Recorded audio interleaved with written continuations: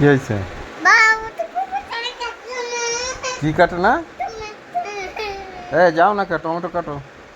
কি করব? না আমাকে উঠাও। তুমি উঠাও কি? বাবা রে,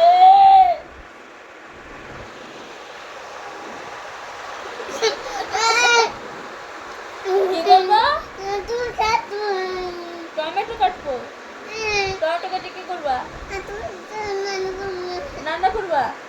তুমি টমেটো রান্না করতে পারো?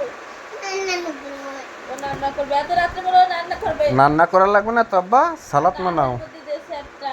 সালাদ বানাও।